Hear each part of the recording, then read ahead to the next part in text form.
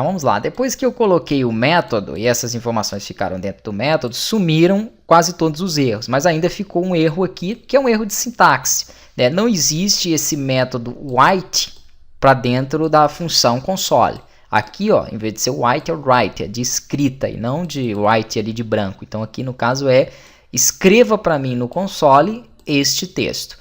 Ok, os erros sumiram. Se você não deixar o sub, ele não vai entender algumas funções, então vai gerar erro.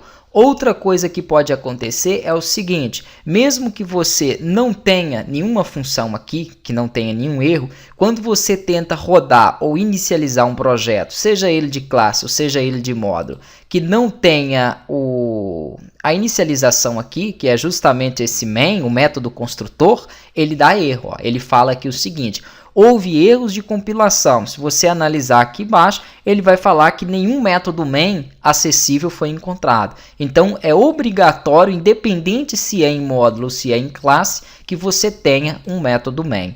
Antes de começar a colocar qualquer instrução, né, em todas as classes vocês vão ter um método main. Então, aqui nós podemos até comentar da seguinte forma.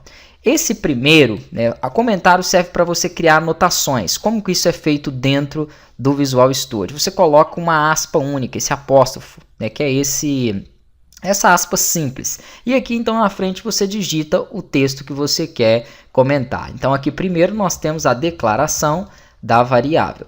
Ele ignora esta linha, é como se a linha 4 não existisse, porque ela é uma anotação, somente um comentário no código. Aqui embaixo nós vamos ter então uma função que escreve algo no console. Esse algo, obviamente, é o que eu coloco aqui entre aspas e parênteses, que é o parâmetro da função console.write.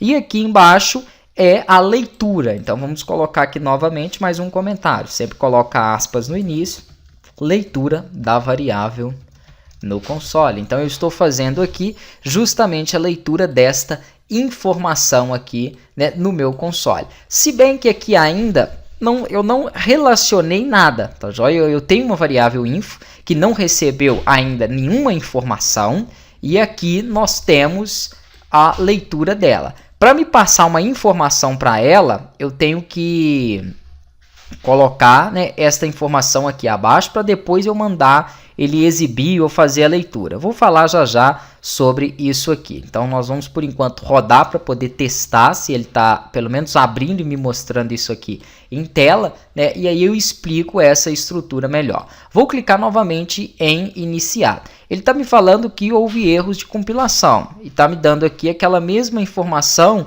que falou que o método main não é um método acessível. Deixa eu cancelar novamente aqui. E ele está falando, nenhum método main com a propriedade foi encontrada. Por que isso está acontecendo se eu já possuo esse método main?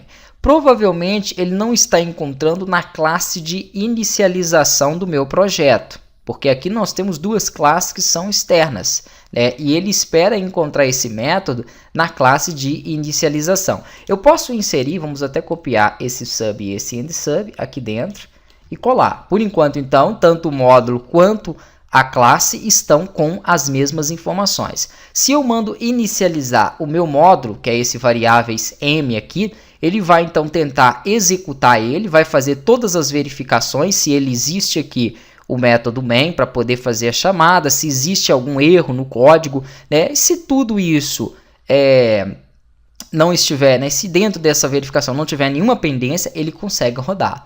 Então agora vocês viram que o mesmo código que eu tenho aplicado em uma classe, eu tenho aplicado no módulo. Na classe ele não conseguiu executar e no módulo ele conseguiu.